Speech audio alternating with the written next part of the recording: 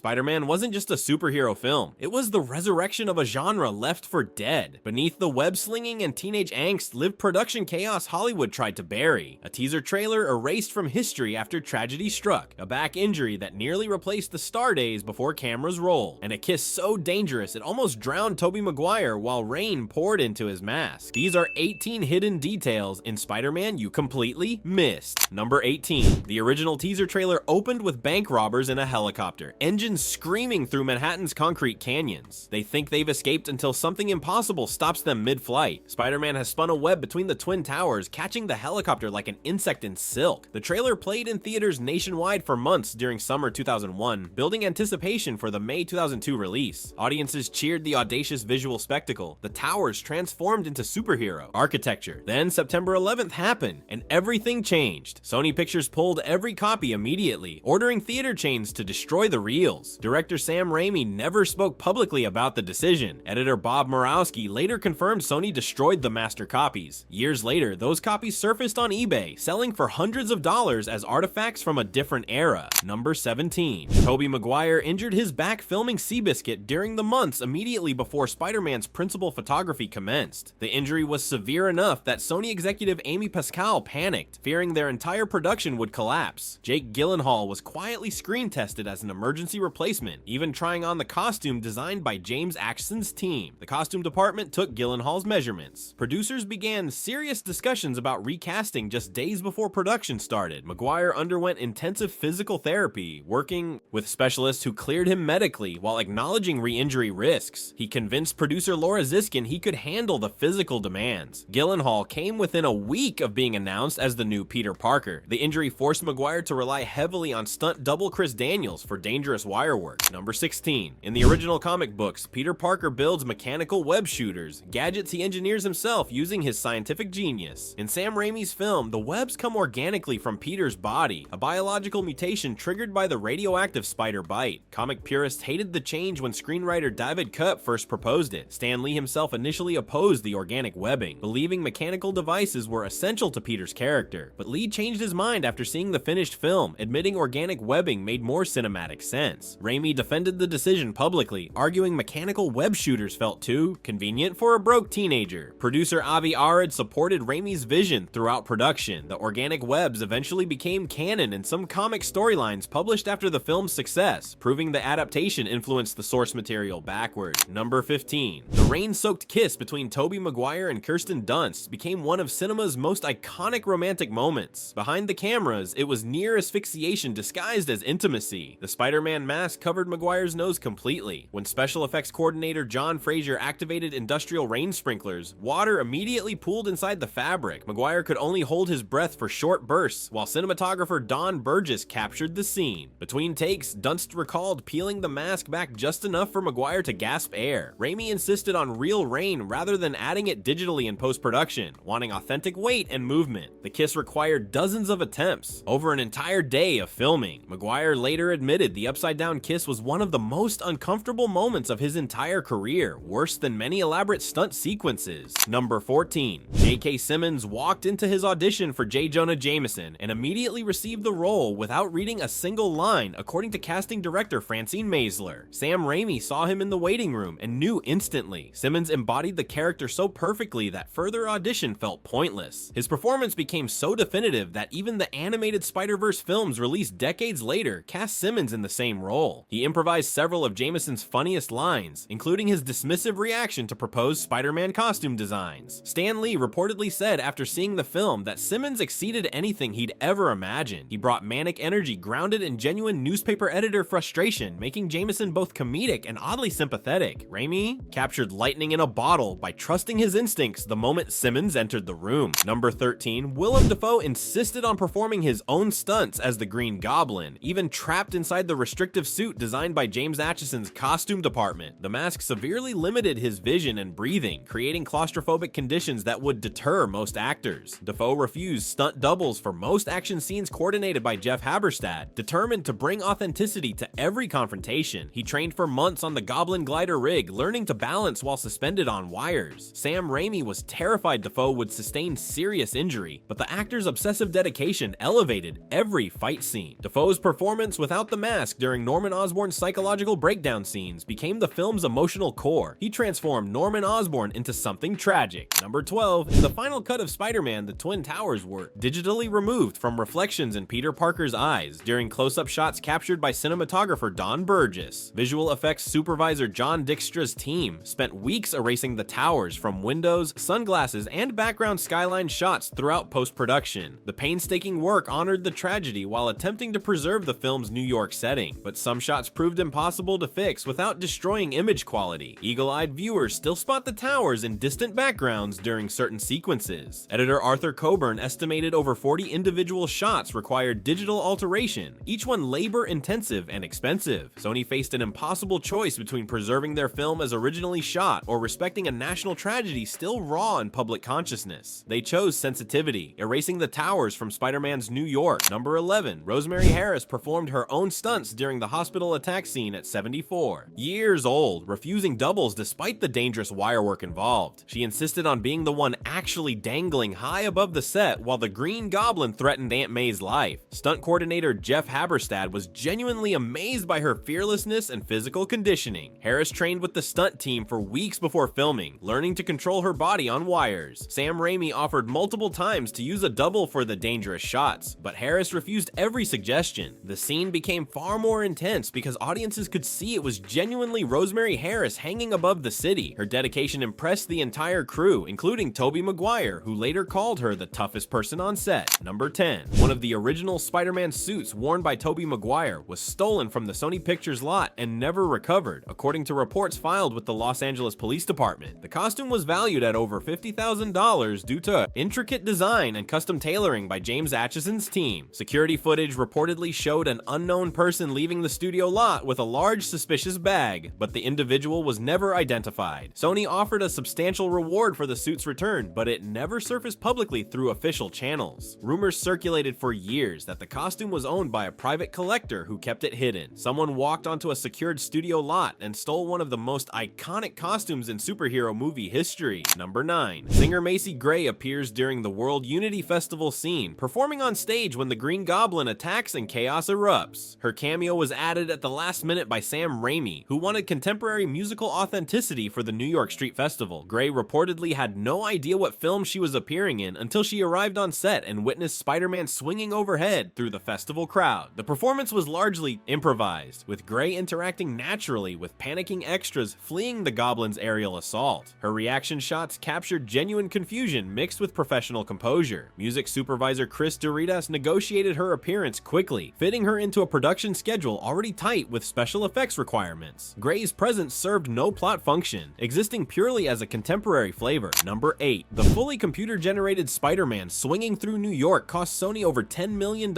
in visual effects work completed by Sony Pictures Imageworks under John Dykstra's supervision. Early test footage looked cartoonish and unconvincing, forcing the team to completely redesign how the digital character moved. Animator Anthony LaMolinara studied Olympic gymnasts and parkour athletes to capture realistic human movement enhanced by superhuman abilities. The CGI Spider-Man appears in over 300 shots throughout the film. Despite the technology being cutting edge for 2002, Sam Raimi later admitted he wished they'd relied more heavily on practical stunts and wire work. The digital character aged poorly compared to practical effects, looking increasingly artificial as visual effects technology advanced. But the CGI enabled camera movements impossible with practical techniques. Number 7. Tobey Maguire stayed in character between takes, barely speaking to crew members and maintaining Peter Parker's awkward mannerisms throughout the entire production. Co-star James Franco found the approach exhausting and somewhat pretentious, later joking in interviews about Maguire's intense method commitment. Maguire reportedly ate alone in his trailer, studied physics textbooks as Peter would, and practiced web-slinging hand gestures obsessively. Sam Raimi encouraged the total immersion, believing it kept Maguire's performance grounded in authentic teenage awkwardness, but other cast members, including Kirsten Dunst, found the constant isolation unnecessarily difficult. Maguire's method work paid off in the final performance, creating an authentically uncomfortable teenager suddenly granted impossible invincible power, his commitment became legendary among the crew working at Sony Studios. Method acting transformed Spider-Man into something beyond spectacle. Number 6. The original Green Goblin mask tested so poorly with preview audiences that it forced emergency last-minute redesigns by James Atchison's costume department. The first version looked too theatrical and cartoonish, resembling a Halloween decoration rather than a genuinely threatening villain. Test audiences laughed when the Goblin first appeared, destroying the scene's dramatic tension completely. Willem Dafoe hated wearing the final mask, which severely restricted his facial expressions. Sam Raimi shot alternate takes with Defoe unmasked, using his expressive face for Norman Osborn's split personality scene. The mask became an uncomfortable compromise between comic accuracy and practical filmmaking necessity. Producer Laura Ziskin reportedly considered fully redesigning the Goblin's appearance mid-production. The helmet remains one of the most controversial design choices in superhero cinema history, simultaneously iconic and widely criticized. Number 5. Composer Danny Elfman wrote the iconic Spider-Man theme but clashed constantly with Sam Raimi during post-production recording sessions at Sony. Elfman wanted a darker, more gothic orchestral score reflecting his previous work on Tim Burton's Batman films. Raimi pushed aggressively for something heroic and optimistic, fitting Spider-Man's more hopeful character and youthful energy. The two reportedly argued during recording sessions, with Elfman threatening to quit the production multiple times over creative disagreements. Music editor Bob Badami mediated the increasingly tense disputes, trying to find compromise between Elfman's artistic vision and Raimi's narrative requirements. The final score balanced both approaches, creating one of the most memorable superhero themes ever composed for cinema. The tension proved that even successful collaborations sometimes emerge from conflict rather than harmony. Number 4. Sam Raimi's longtime friend and frequent collaborator Bruce Campbell appears as the wrestling announcer, launching a tradition that continued through all 3 Raimi Spider-Man films. Campbell improvised most of his dialogue, including the now famous "Bonesaw is ready" line that became a cult favorite internet meme. Raimi has hidden Campbell cameos in nearly all his films, dating back to their collaborative work on the Evil Dead franchise. The wrestling announcer role was originally written as a minor background character until Campbell transformed it into something memorable through sheer charisma. His performance elevated a throwaway scene into something fans quote decades later. Producer Robert Tappert, another longtime Raimi collaborator, helped facilitate Campbell's appearance despite the tight shooting schedule. The cameo became a signature element fans anticipated, searching for Campbell in every subsequent Raimi film. Number 3. The original screenplay by David Koepp featured a climactic battle on the World Trade Center rooftop between Spider-Man and the Green Goblin. The sequence was fully written before September 11, 2001, with production designer Neil Spisak already creating detailed storyboards for the confrontation. After the attacks, screenwriter Alvin Sargent completely rewrote the entire finale, relocating the battle to the Queensboro Bridge. The rewritten climax introduced the impossible choice between saving Mary Jane or rescuing a cable car full of children, forcing Peter to make a decision that defined his character. The changes actually improved the film's emotional stakes, creating dramatic tension the original ending lacked. The rewritten climax became one of the film's most powerful sequences, proving sometimes tragedy forces better storytelling. Number 2. Stan Lee's cameo during the final battle sequence shows him pulling a little girl away from falling debris during the Queensboro Bridge confrontation. The scene was added in reshoots after test audiences requested more civilian rescue moments, showing ordinary people endangered by the superhero conflict. Lee improvised his reaction, genuinely pulling the child actor to safety as special effects debris